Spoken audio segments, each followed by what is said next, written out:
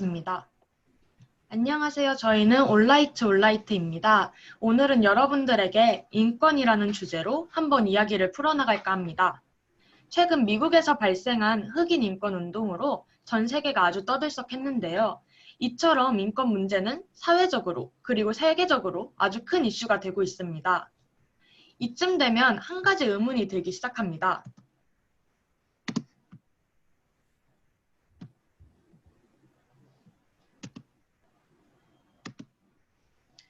여러분들은 인권에 대해 얼마나 알고 계신가요? 아마 인권과 관련된 단어를 접해본 분들은 많아도 인권에 대해 직접 조사해보고 관련 지식을 쌓은 분은 별로 없을 거라는 생각이 드는데요. 혹시 인권이 뭔지도 잘 모른 채 평소 평등을 운운하고 있는 것은 아닌지 한번 생각해보는 시간을 가지고자 간단한 퀴즈를 준비했습니다. 퀴즈는 총 5개로 이루어져 있으며 각자 문제를 풀어보고 총 몇 문제를 맞췄는지 확인해보는 형식으로 진행하겠습니다. 여기서 중요한 게 하나 있는데요. 모두 제 말에 집중해주세요. 저희가 이번에 독서의 날을 준비하면서 총 2번의 퀴즈 타임을 준비했습니다. 합산 가장 많이 맞추신 2분께 기프티콘을 보내드리려고 하는데요. 저희에게 비밀 채팅으로 답을 보내주시면 친구들이 계산을 해서 결과를 알려드린다고 합니다. 여러분들 모두 지금 채팅창에 들어가셔서 최보경이라는 친구에게 비밀 채팅으로 답을 보낼 준비를 해주세요.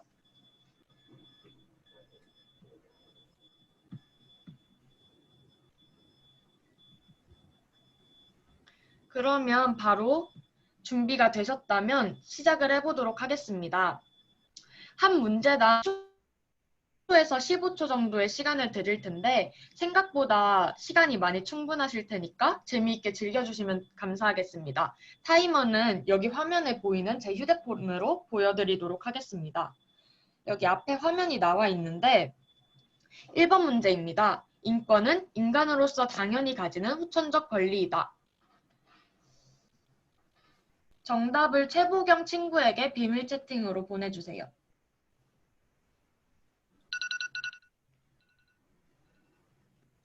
정답 모두 보내셨으면 채팅 1번 문제 마감하도록 하겠습니다. 1번 문제의 정답은 X입니다. 정답 풀이는 마지막에 확인을 하도록 하겠습니다. 다음 문제입니다. OECD에서 12월 10일을 세계 인권 선언일로 채택하였다.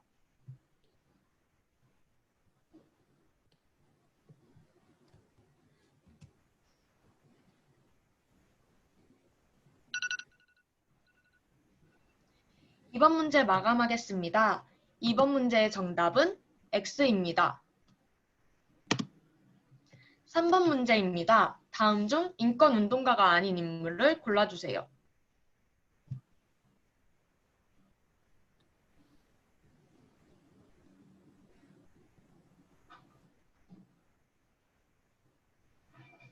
(3) 2) 1 3번 문제 마감하도록 하겠습니다. 3번 문제의 정답은 2번입니다. 4번 문제입니다. 다음 중 현재 우리나라에 제정되지 않는 법률을 골라주세요.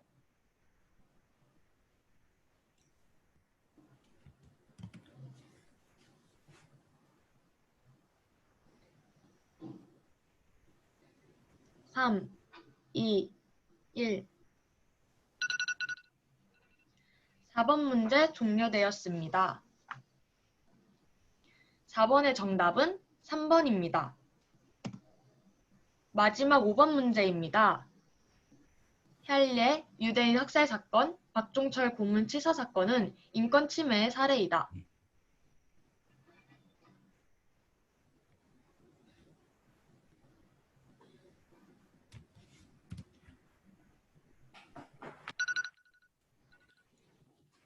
마지막 5번 문제 종료하겠습니다.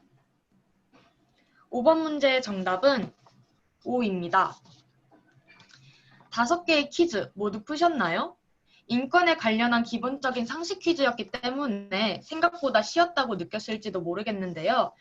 그래도 분명 답이 헷갈렸던 문제들이 있었을 텐데 이는 활동 마지막에 확인해 보도록 하고 이번 독서의 날이 끝날 때는 여러분들이 인권에 대해 확실하게 알고 가시길 바라며 저희 독서의 날 본격적으로 시작하겠습니다.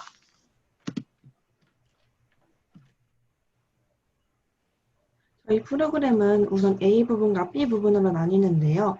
먼저 A 부분은 줄무늬 파자마를 입은 소년이라는 영화의 줄거리 설명과 자그마한 퀴즈와 그 영화 속 크고 작은 문제점들을 살펴볼 예정입니다. 그리고 B 부분에서는 독일 나치와 일제강점기 비교해서 나아가 해결 방안을 살펴보고 그 속에 유대인 학살의 문제점을 바라볼 예정입니다. 이후에 현대 독일의 인권 세태 정책과 인권 형태의 변화까지 보며 마무리를 지을 예정입니다. 자, 그러면은 이제 영화의 내용을 설명해 드리고자 10여 분짜리 영상을 하나 보여드리려고 하는데요. 영상 후에 퀴즈가 있으니 이 퀴즈의 정답자에게도 기프티콘을 드리니 다들 잘 보고 오셔야겠죠. 아무래도 영상의 길이가 조금 길다 보니까 채팅으로 링크를 보내드릴 테니 모두 잘 영상을 확인해 주세요. 네, 그럼 다들 이제 영상 잘 보고 오셨나요?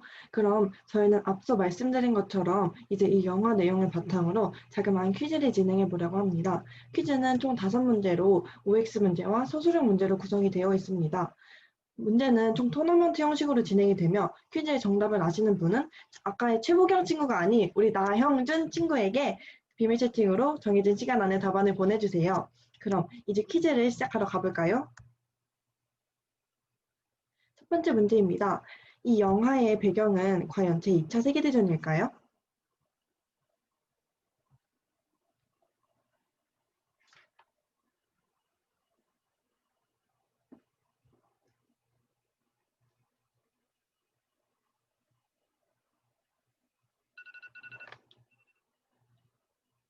네, 그럼 정답은 이제 퀴즈 마감합니다.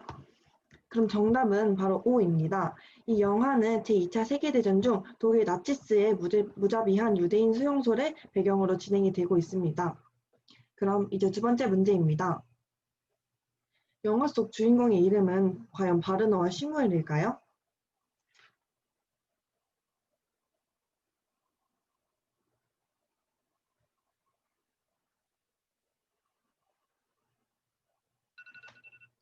네, 그러면은 과연 정답은 과연 X입니다.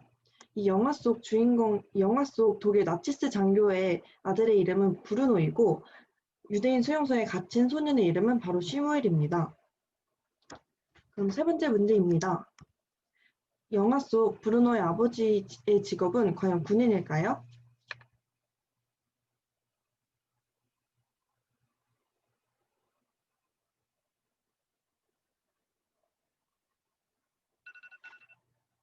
네, 그럼 정답은 바로 O입니다.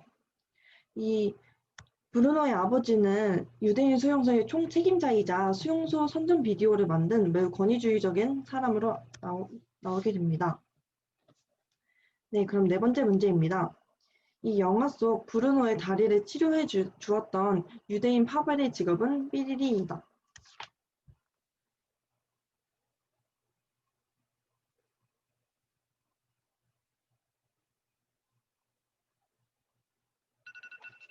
네, 첫 서술형 문제였는데 다들 잘 맞추셨나요? 이 영화 속 유대인 파벨의 직업은 바로 의사였습니다. 그럼 벌써 마지막 문제인데요. 과연 할아버지의 장례식 이후에 브루노는 이사를 갔을까요?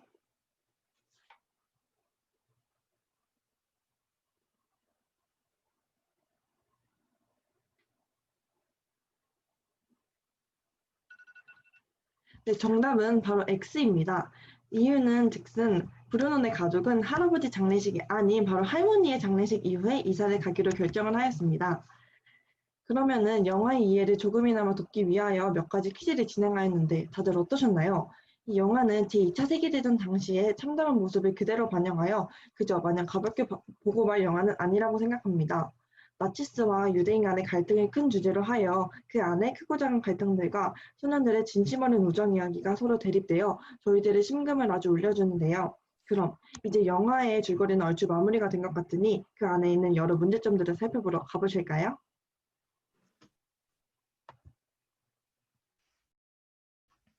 네, 여러분 저희가 준비한 영화 퀴즈는 잘 풀어보셨나요?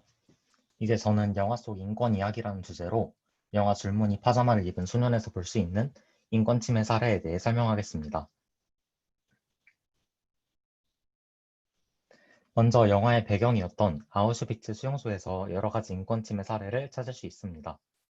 영화에서 유대인들의 모습을 살펴보면 좁은 방 하나에 많은 유대인들이 제대로 된 시설을 갖추지 못하고 살고 있는 모습을 볼 수 있습니다. 또 브루노가 슈무엘에게 왜 줄무늬 파자마를 입고 있는지 물어보는 장면에서 슈무엘은 독일군이 자신이 가지고 있던 옷을 모두 빼앗아가서 줄무늬 파자마밖에 입을 수 있는 옷이 없다 라고 대답합니다.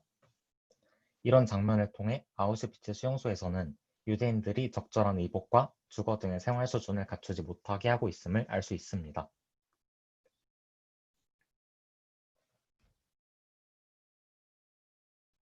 제가 영화를 보면서 유대인들의 인권이 제대로 존중받지 못하고 있음을 느꼈던 장면은 바로 수용소의 유대인들이 강제 노동을 하던 장면이었습니다.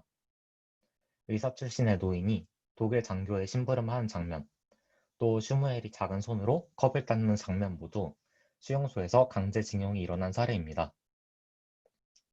또 브루노와 슈무엘의 첫 만남에서 슈무엘이 호루라기 소리를 듣자 수레를 끌고 뛰어가는 장면에서도 수용소의 강제징용을 볼 수 있었습니다. 이러한 강제징용을 막기 위해 국제노동기구에서는 1930년 제29호 협약에 따라 모든 형태의 강제노동을 폐지하기로 결의하였습니다. 1932년에 협약이 정식 발효되면서 세계 159국에서 강제노동이 폐지되었고 현재까지도 강제노동행위는 불법으로 간주되고 있습니다. 독일의 경우 제2차 세계대전까지 비준을 거부하다가 제2차 세계대전이 끝난 이후에야 협약을 비준하였기 때문에 이 영화의 장면에서는 강제노동이 폐지되지 않았다는 아쉬움이 있습니다. 수용소에서 발생한 또 다른 인권 침해 사례에는 무차별한 폭력과 학살입니다. 영화에서는 빵에 손을 댄 슈무엘이 독일 장교에게 폭행을 당하는 장면이 등장합니다. 또 영화의 마지막 장면에서는 브루노와 슈무엘이 죽으면서 나치의 집단 학살을 더욱 비극적으로 나타냈습니다. 유대인 대학살을 의미하는 홀로코스트에 대해서는 뒤 친구들이 자세한 발표를 준비했기 때문에 저는 넘어가도록 하겠습니다. 지금까지 영화의 수용소에서 일어난 인권 침해를 살펴보았는데 아직 저희가 다루지 않은 인권 침해 사례가 또 있습니다. 혹시 무엇인지 감이 오시는 분은 자유롭게 말씀해 주세요.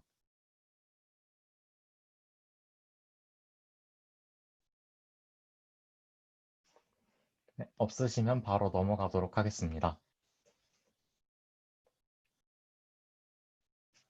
바로 잘못된 교육과 역사 왜곡입니다. 영화 속에서 브루노는 모든 유대인은 나쁘다는 교육을 받았습니다. 잘못된 교육으로 인해 브루노는 유대인에 대한 부정적인 인식을 가지게 되었고 슈멜이 유대인임을 알게 되자 자리에서 도망칩니다. 이처럼 나치가 유대인에 대해 부정적인 교육을 실시한 것은 많은 사람들의 교육권을 침해한 행위로 이해할 수 있습니다. 영화의 또 다른 장면에서는 독일 군인들이 아우슈비츠 수용소를 자유롭고 평화로운 공간으로 미화한 수용소 홍보 영상을 제작하고 이를 보며 만족하는 장면이 등장합니다. 수용소에 대한 역사를 왜곡하는 홍보 영상을 만드는 행위 역시 언론을 성동하고 정보의 장유를 침해한 행위라고 할 수 있습니다. 이제 저의 발표를 마치겠습니다. 이제 다른 친구들이 준비한 발표를 집중해서 들어주세요. 영화 잘 보셨나요? 굉장히 마음이 아픈 영화인데요. 저는 이 부분을 우리나라의 아픈 역사인 일제강점기와 관련하여 발표를 진행해 보려고 합니다. 나치 보기만 해도 무섭게 생겼네요. 그럼 나치에 대해 먼저 알아볼까요? 먼저 나치는 1919년부터 1945년까지 존재했던 국가 사회주의 독일 노동자당으로 홀로코스트와 같은 집단학살 등 범죄 책임이 있는 정당입니다. 나치의 정식 명칭은 국가사회주의 독일 노동자당으로 나치는 이들을 부르는 별칭이라고 합니다. 나치하면 빼놓을 수 없는 사람이 또 한 명 있죠. 바로 그것은 아돌프 히틀러인데요. 그는 1889년 4월에 오스트리아 브라우나우 아민에서 태어났습니다. 그는 파시스트 안의 나치로 그의 곁에는 괴벨스와 헤링 등의 파시스트 추종자들이 존재하고 있었습니다. 여기서 잠깐 파시스트 안의 나치란 무엇일까요? 그것은 바로 급진적 국수주의와 민족주의가 합쳐진 파시스트를 말을 합니다. 다음으로는 나치가 저지른 만행에 대해 이야기해 보겠습니다. 나치는 차별, 인체실험, 대학살, 전쟁 참여, 선동 배신 등을 일삼았습니다. 그 중에서도 대표적인 것들은 바닷물을 주입해 장기를 손상을 하는 인체실험이라던가 X선으로 유대인 산화 제한 정책을 하는 등 비윤리적인 행위를 일삼는 인체실험을 하였습니다. 이번에는 그들이 진행한 가장 잔혹한 범죄, 홀로코스트에 대해 이야기를 해보겠습니다. 홀로코스트란 히틀러가 이끄는 나치당이 유대인, 슬라브족, 집시, 동성애자, 장애인, 정치범 등 약 1,100만 명의 민간인과 전쟁 포로를 학살한 사건으로 그들이 저지른 가장 끔찍한 사건으로도 현재까지 기록되고 있습니다. 이번에는 일제강점기에 대해 분석을 해보겠습니다.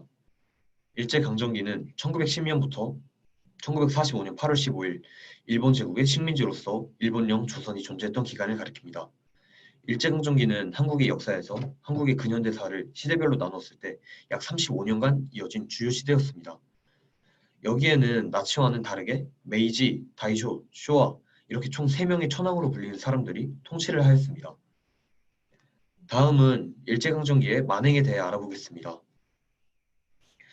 이들은 나치와 비슷하게 인체실험, 대학살, 전쟁 참여, 갈취, 강탈, 위안부, 강간, 여러 강제노동을 실시를 했습니다. 그 중에서도 우리나라에서 현재까지도 문제가 되고 있는 위안부 문제에 대해 좀 알아보자면 위안부는 일본군 위안부 또는 일본군 성노예 제도는 일본의 전쟁 범죄 중 하나로 일본 제국 정부의 관여 및 무기나에 자행된 식민지 및 점령지에 여성을 대상으로 한 전시 강간 등 성범죄 행위를 말하는 것으로 일본 정부는 2차 세계대전을 치르는 동안 일본 군인들의 성욕을 해소하는 문제를 해결할 필요가 있었는데 그들은 군대의 기밀 유지를 위하여 별도의 성행위 장소인 군대 위안소를 만들었고 식민지 및 점령지 출신의 여성들을 모집하여 관리했고 이것을 바로 위안부라고 불렀습니다. 이는 우리나라의 굉장히 마음 아픈 역사임에 틀림없습니다. 여태까지만 보면 다른 점이 딱히 없어 보이는데 과연 차이점은 무엇일까요? 그것은 바로 이 두 나라가 사건 이후 한 대처입니다. 독일의 경우 나치를 잘못된 과거로 기억하며 이를 고치고 바로잡기 위해 노력하지만 일본은 현재까지도 이를 인정하지 않고 오히려 자신들이 그 당시에 더 우월했다 이런 것을 나타내는 것으로 생각을 합니다. 그렇기 때문에 이 두 나라는 이 만행을 바라보는 관점이 차이가 있습니다. 이제 앞서 형준이가 말했던 대표 문제점 3가지에 대해 먼저 짚고 가보겠습니다. 먼저 강제징용이 문제가 되는 이유는 강제징용이라는 단어에서 징용이라는 것 자체가 이미 강제성을 띠고 있는 것이기 때문에 이는 문제가 되는 것입니다.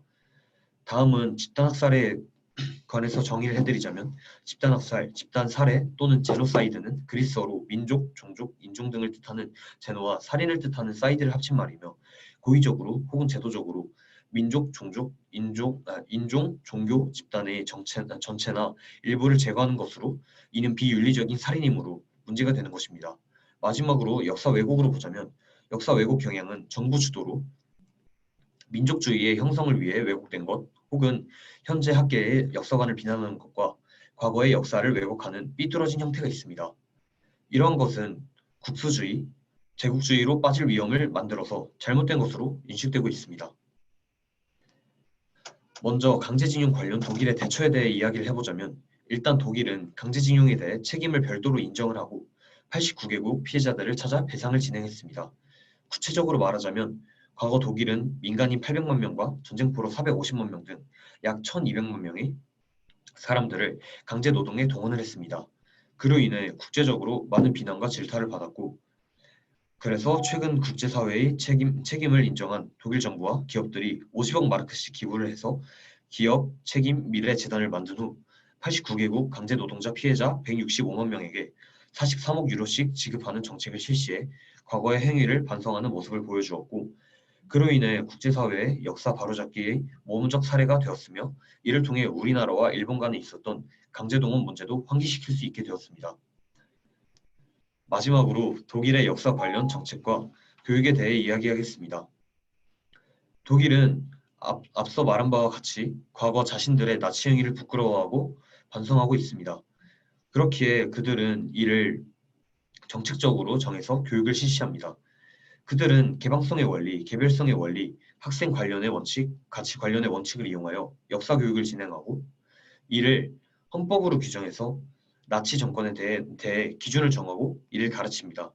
그 기준으로는 나치 이데올로기의 기본 요소와 나치가 등장하게 된 원인과 그 영향, 그리고 인간을 경시하는 파괴적인 특징을 학생들에게 가르치고 이러한 나치의 세계관이 어째서 과학적으로 지지받을 수 없는지를 익힐 수 있도록 하는 기준과 당시 독일 국민이 나치즘이라는 당시 상황에 순응하고 나아가 이를 도왔다는 것은 대체 어떻게 일어날 수 있는 일이었는지를 알게 하고 나치의 탄압과 인간 학살 시스템이 가지는 비인간성과 반민주주의적 경향과 싸워야 하는 이유를 깨닫게 해주는 등 기준을 정함으로써 올바른 방향성을 제시하는 정책을 통해 과거의 자신들의 과오를 반성하는 바람직한 모습을 보여주기도 합니다.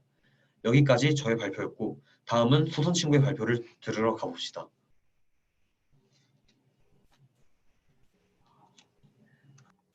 안녕하세요. 지금부터 유대인의 인권 회복 방법에 대해 설명하겠습니다. 우선 본격적으로 유대인 인권 회복 방법에 대해 설명드리기 전에 현재 화면공유로 보이는 이 사진에 주목해 주세요. 여러분들은 이 사진을 보면 무엇이 떠오르시나요? 네, 없으시겠지만 이 사진이 궁금하신 분이 있을 수도 있으니까 이 사진의 궁금증을 해결하기 위해 우선 동영상을 시청하고 오시겠습니다.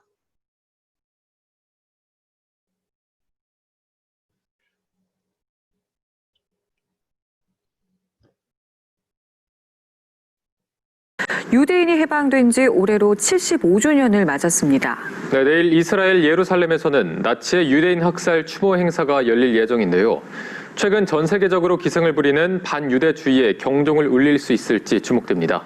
박혜준 PD입니다. 폴란드 아우슈비츠 비스케나우 강제수용소. 독일 나치에 의해 유대인 약 110만 명이 학살된 비극적 역사의 현장입니다. 1945년 1월 27일 옛 소련군에 의해 아우슈비츠 수용소에 갇혀있던 유대인들이 해방된 것을 기념하는 국제 홀로코스트 희생자 추모의 날이 지정됐는데 올해로 75주년을 맞았습니다. 그 추모 행사가 이스라엘 수도 예루살렘에서 열립니다. 블라디미르 푸틴 러시아 대통령과 에마뉘엘 마크롱 프랑스 대통령, 낸시 펠로시 미 하원의장 등 47개국에서 대표단이 참석해 희생자를 추모하게 됩니다.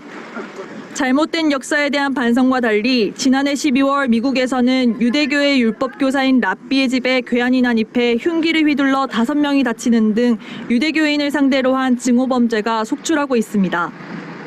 독일에서도 지난해 10월 유대교 회당 인근에서 반유대주의자가 쏜 총에 맞아 2명이 사망했습니다. 이딴 반유대주의 테러에 앙겔라 메르켈 독일 총리는 지난해 12월 취임 후 처음으로 아우슈비츠 강제수용소를 방문하는 등 과거사에 대해 꾸준한 사과를 보여주고 있습니다. 프란치스코 교황도 지난 20일 유대인 인권단체와 접견한 자리에서 어떤 형태의 반유대주의도 단호하게 반대한다며 홀로코스트와 같은 만행이 다시는 일어나지 않도록 이를 기억하는 게 중요하다고 강조했습니다. 이번 75주년 홀로코스트 추모 행사가 기승하는 반유대주의에 경종을 울리는 계기가 될지 주목됩니다. 연합뉴스TV 박혜준입니다. 영상에서 자주 등장하는 홀로코스트 단어의 정의를 먼저 말씀드리겠습니다. 홀로코스트란 일반적으로 인간 혹은 동물을 대량으로 태워 죽이거나 대학살하는 행위를 말합니다. 현재로는 고유 명사로 쓰일 때는 제2차 세계대전 중 나치스 독일에 의해 자행된 유대인 대학살을 뜻하고 있습니다.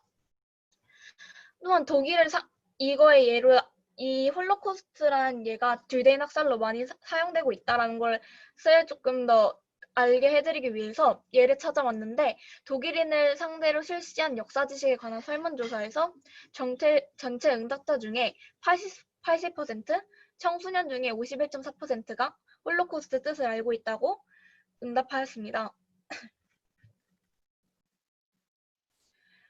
여러분들이 이렇게 들으면서 왜 하필 독일 나치가 유대인의 인권을 침해했을까라는 의문을 가질 수 있습니다. 제가 그 의문을 먼저 해결해드리고 인권 변화 과정에 대해 설명해드리도록 하겠습니다. 우선 히틀러는 정권을 잡을 명분이 필요했습니다. 당시에 많은 돈을 가지고 영향력을 크게 행사하는 유대인들을 시기하는 나라들, 그리고 독일도 포함한 나라들이 많았습니다. 그래서 경제 대공황이 일어나면서 안 그래도 반유대주의가 있었던 게 더 강화가 되었고, 또한 유대인들은 또한 재산도 많았기 때문에 이 재산을 뺏음으로써 자신의 정권이 자랄 수 있는 명분으로 삼았습니다. 그리고 반유대주의를 점점 실시하면서 유대계의 상점을 보이콧하고, 또한 유대인들의 출입을 금지하는 상점들도 많아지기 시작하였습니다. 네, 이런 배경을 가지고 유대인 인권 변화 과정을 설명해 드리도록 하겠습니다.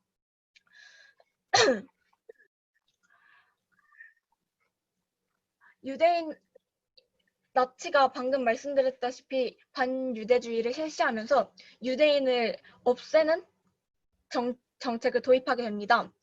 유대인을 없애기 위해 독일 여러 곳에 유대인 수용소를 설치하였고, 유대인 수용소를 설치한 다음에는 유대인들이 수용소에 들어가게 했습니다. 그리고 이 수용소에 들어간 유대인들은 영화에서 보았다시피 의사라는 직업을 가지고 있었지만 유대인이라는 이유로 직업을 박탈당하고 강제 노동하는 것을 본 것처럼 실제로 강제 노동을 시켰고, 그리고 우리가 흔히 나치를 생각하게 되면 떠오르는 비이상적인 생체 실험들이 있는데, 사람이 시체를 가지고 비누를 만들다거나 유대인의 머리를 가지고 이불을 만든다는 등 비이상적인 생체 실험에 유대인을 희생시켰습니다. 그리고 또한 독일은 유대인에게 샤워질이라고 속인 후에 독가스를 살포해서 죽이는 등 집단 학살도 진행하였습니다. 이러한 실험을 진행하면서 많은 유대인 사망자들이 나왔습니다. 하지만 결국 독일이 제2차 세계대전에서 패하게 되면서 유대인 수용소에 있던 유대인들은 해방이 되었습니다. 독일은 이렇게 유대인들을 학살했던 역사가 있습니다. 하지만 독일인들 이런 잘못된 역사를 반성하여 교육정책을 바꿨고, 또한 유대인을 숨겨주다가 나치에게 끌려가 희생당한 사람을 추모하고자 주민들끼리 합의하에 추모비를 만들어 여전히 그들을 추모하고 있습니다. 독일뿐만 아니라 세계는 씻을 수 없는 아픔을 가지게 된 유대인의 인권을 회복하는 방법을 해왔습니다. 그 중에 첫 번째는 미국에는 7개의 대형 홀로코스트 박물관이 있습니다. 위에 있는 사진은 7개 중에 하나인 박물관의 사진입니다. 홀로코스트의 정의를 설명할 때 옆에 나왔던 사진은 홀로코스트의 기념관 사진입니다. 이렇게 건물을 만들어서 홀로코스트를 추모하는 것뿐만 아니라 미국에는 홀로코스트 단체들 100여 개가 존재하고 있고, 또한 총 50개국에서 홀로코스트 기념식을 후원하고 있습니다. 이렇게 추모하는 방식 외에 다른 방식으로는 유대인의 아픔을 직접적으로 만들어낸 사람들을 처벌하는 방식입니다. 제2차 세계대전이 끝난 후에 아이히 만든 유대인 집단학살, 강제노동 등등으로 유대인의 인권을 침해한 사람들을 법으로 처벌하였습니다. 이렇게 유대인의 인권 회복을 위해서 세계는 여러 가지 방법을 시도하고 있습니다. 이상으로 유대인 인권 회복 과정에 대한 발표를 마치겠습니다.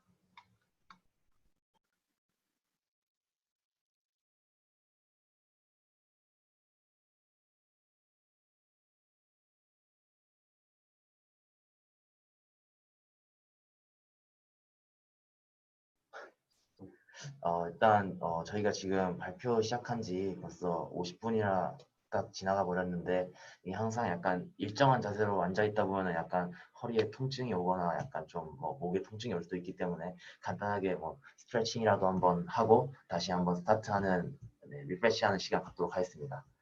일단 이렇게 다 한번 파티시페이트 해주면은 뭐 감사할 것 같아요. 일단 뭐 팔꿈치 한번 끼고 이런 거좀 올려보겠습니다. 네.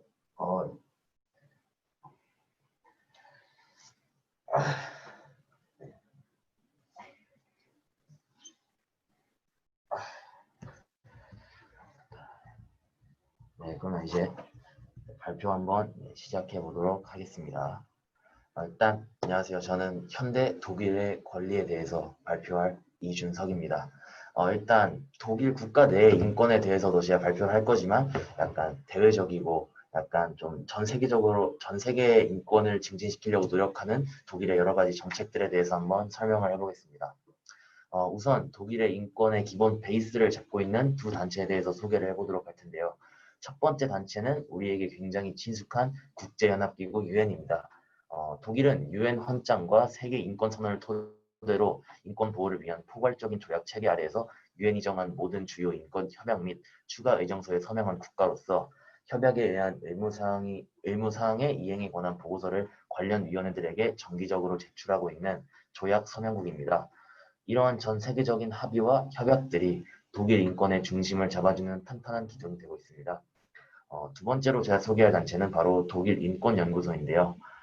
독일 인권연구소 같은 경우에는 2000년에 설립이 되었고 독일 인권연구소는 유엔의 파리 원칙을 따르고 있으며 국내외 인권 증진과 보호에 대한 독일의 기여 강화를 목표로 운영이 되고 있습니다. 다음으로는 독일이 인권 증진과 보호를 위해서 어떠한 사회를 이상으로 삼고 있는지에 대해서 한번 설명을 해보도록 하겠습니다. 독일 정부가 바라고 있는 사회는 시민사회입니다. 시민사회의 의미를 간단하게 살펴보자면 신분적 구속에 지배되지 않고 자유롭고 평등한 개인의 이성적 결합으로 이루어진 사회인데요. 시민사회의 의미에서 우리가 찾아볼 수 있는 키워드들로는 자유, 평등, 개인 등이 있을 것 같습니다. 이러한 키워드들만 봐도 비교적 개인의 자유와 인권을 보장해주는 사회 구조라는 것을 알 수 있습니다. 독일에서는 이러한 시민사회를 만들어 나가기 위해서 비정부 기구, 종교단체, 지식인, 개인 활동가 등과의 대화를 통해 전 세계적으로 살아있고 깨어있는 시민사회가 가능할 수 있도록 지원하고 있다고 합니다. 다음으로는 독일의 인도적 지원에 대해서 알아보겠습니다. 우선 인도적 지원이란 사람이 지켜야 할 도리나 도덕의 바탕을 두고 지지하여 돕는 일을 말하는데요. 독일 연방정부는 자연재해, 전쟁과 같은 갈등, 다른 위기와 분쟁으로 심각한 위기에 처했거나 이와 같은 위기를 겪을 위험이 큰 사람들을 돕기 위해서 전 세계적으로 인도적 지원을 하고 있습니다. 이처럼 독일은 위기에 처한 이들에 대한 책임을 전 세계적으로 이행하며 국제적인 인도적 지원 체제 강화와 발전을 위해 적극적인 노력을 펼치고 있습니다. 독일 정부는 인도적 지원에 대해 지속적으로 증가하는 수요를 고려해서 2017년 해당 분야에 약 17억 5천만 유로의 예산을 할당하였고 이를 통해 전 세계적으로 인도적 지원에 두 번째로 많은 지원을 한 국가가 되었습니다. 연방정부는 직접 지원이 아니라 유엔의 인도적 지원 담당기관과 국제적십자사 운동 및 독일 NGO 등이 운영하는 프로젝트 중 적합한 프로젝트를 선별해 지원하는 간접 방식을 취하기도 한다고 합니다. 독일의 인도적 지원은 특히 중동 지역과 아프리카에서 발생하는 인도적 위기에 중점을 두고 활동하고 있고요. 그 밖에 독일은 유엔의 중앙 긴급 대응 기금과 유엔 국가 공동체의 인도적 기금에 두 번째로 많은 지원금을 내고 있다고 합니다.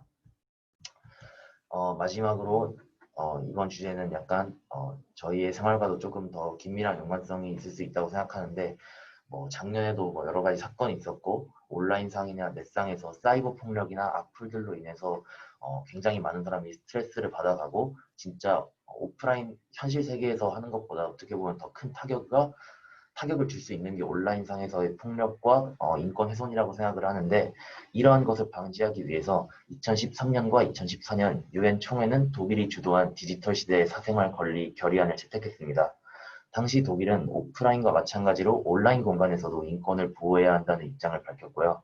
독일은 2018년에도 디지털 시대의 사생활 보호를 위한 활동을 이어나가고 있으며 디지털 시대의 인권 증진을 실현하기 위해 결성된 온라인 자유연합의 의장직을 맡고 있다고 합니다. 다음으로 최보경 학생의 발표를 듣도록 하겠습니다. 마지막으로 저는 인권의 전체적인 변천사에 대해 알아볼 겁니다. 시간에 따른 인권의 변천사를 알아보기 이전에 인권이 과연 무엇인지에 대해서 다시 한번 짚고 넘어가 보려고 하는데요. 앞서 저희 팀이 발표를 처음 시작할 때 여러분들이 풀었던 인권과 관련된 문제 다들 어떠셨나요? 평소에 인권에 대해서 잘 알고 있다고 생각하셨더라도 막상 문제를 풀다 보니 헷갈렸거나 틀렸던 문제들이 종종 있었을 겁니다. 그래서 인권이 무엇인지에 대해 다시 한번 알고 넘어가는 것이 굉장히 중요하겠다는 생각이 들었습니다. 먼저 인권이란 사람이 개인 또는 나라의 구성원으로서 마땅히 누리고 행사하는 기본적인 자유와 권리를 뜻합니다. 한마디로 인간이 인간답게 살기 위해 필요한 것이라는 건데요. 그렇다면 인간이 인간답게 살아간다는 것은 무엇을 의미할까요? 바로 성별, 인종, 나이, 국적 등에 의해 차별받지 않으면서 각자 개성에 따라 자유롭게 생각하고 행동하는 것이 인간답게 살아간다는 것을 의미할 겁니다.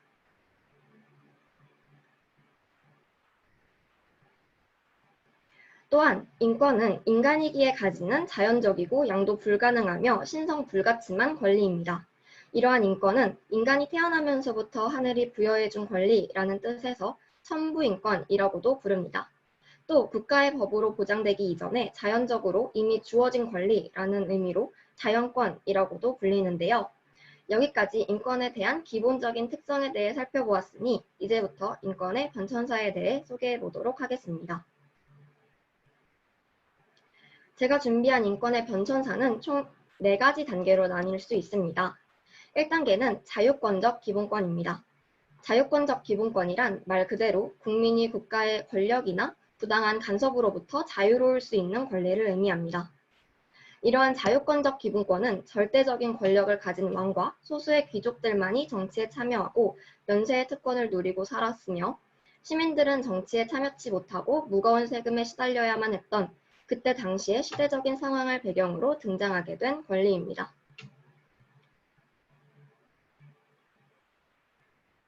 당시 사람들은 자유권적 기본권을 위해 불합리한 사회 제도에 대항하며 자유와 권리를 보장받기 위해 노력하였고 자유로운 경제활동과 종교활동을 할 수 있는 권리, 원하는 곳에서 살 수 있는 권리 등을 국가에 요구하였습니다. 또한 누구나 일정한 나이가 되면 선거를 통해 정치에 참여할 수 있는 권리도 요구하게 되었습니다. 2단계는 사회권적 기본권입니다. 이는 시민들 간의 빈부의 차이가 더욱 커지면서 인간으로서 누려야 할 기본적인 삶조차 누릴 수 없는 시민들이 늘어가면서 주장하게 된 권리입니다. 사람들은 이를 위해서 시민들은 사회적 약자에게도 인간다운 삶을 누릴 권리가 보장되어야 한다고 주장하기 시작하였고 열악한 환경에 처한 사람들에게 의식주 및 의료 서비스 등을 제공하여 기본적인 생존권을 보장해 줄 것을 일을 하고 교육을 받을 수 있는 기회를 줄 것을 국가에 요구하는 등의 사회권적 기본권을 누리기 위한 노력을 하였습니다. 3단계는 연대적, 집단적 권리입니다. 연대적 권리는 말 그대로 하나의 목적을 달성하기 위해 연합하여 집단을 이룰 수 있는 권리를 말합니다. 이는 지구촌 곳곳에서 여성과 장애인에 대한 차별, 아동에게 행해지는 학대, 인종과 민족 간의 차별 등이 많이 일어나며 주장하게 되었습니다. 20세기에 들어 새롭게 제기된 장애인, 아동, 난민과 같은 사회적 소수자에 대한 권리와 평화의 권리, 환경에 대한 권리를 포함하여 각 나라들이 힘을 모아서 끊임없이 발생하는 인권 문제를 해결하기 위해 노력하는 모습을 보여주고 있습니다. 마지막 4단계는 소통의 기본권입니다. 이는 오늘날 정보화 시대가 계속되면서 인터넷이나 SNS와 같은 미디어가 많이 발달하며 새롭게 제시된 인권의 개념 중 하나로 예를 들어 어르신분들이 스마트폰을 사용하실 수 있도록 관련된 강의를 만든다거나 봉사를 한다거나 하는 것이 이에 해당됩니다. 따라서 4단계는 정보 접근권을 중심으로 하는 소통의 자유와 관련된 권리 등이 논의되는 권리입니다.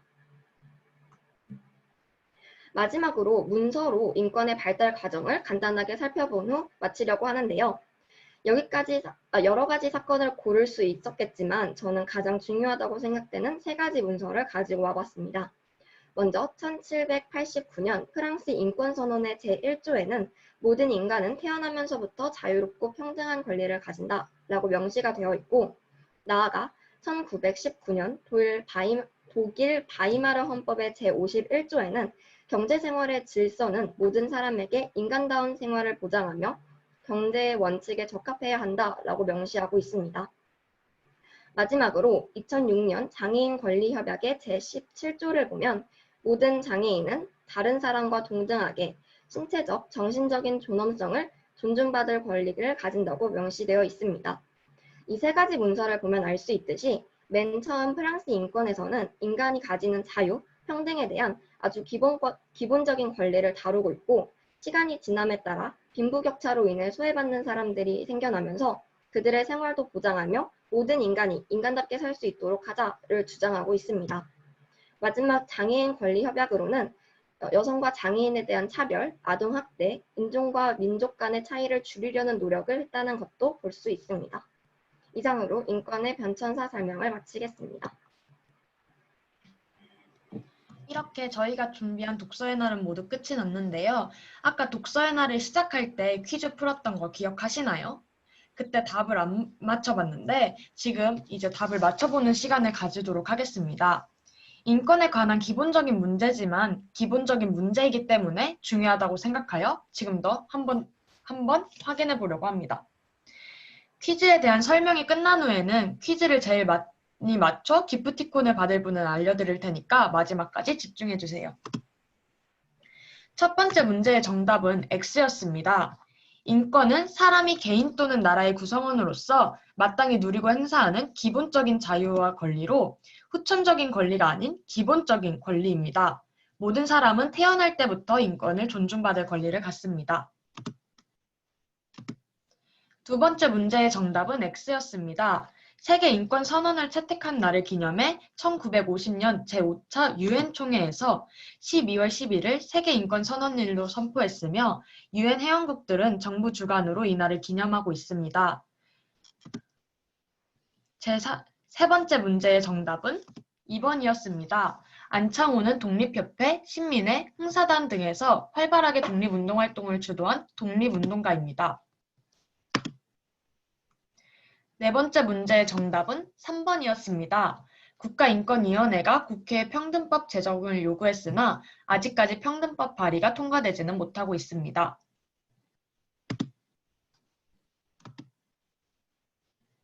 다섯 번째의 정답은 5였습니다. 유대인 학살 사건과 박종철 고문치사 사건은 누구나 다 인권 침해의 사례라고 생각을 할 텐데 아마 틀리신 분들은 할례에 대해서 생각을 하다가 틀렸을 거라고 예상을 하는데요. 독일의 한 법원에서 할례, 즉 포경수술이 인권 침해라는 판결을 내렸습니다. 마지막으로 여러분께 질문을 하며 마치도록 하겠습니다. 여러분들은 편견이라는 안경을 쓰고 계시지는 않나요? 만약 타지로 유학 간 여러분들의 가족이 인종차별을 받는다면? 당신의 장점이 편견으로 가려진다면 과연 어떤 기분이 들지 생각해보는 시간을 가지고 이제는 나 하나쯤이야가 아닌 나부터 라는 생각을 가지셨으면 좋겠습니다. 이상으로 독서의 날 마치겠습니다. 감사합니다.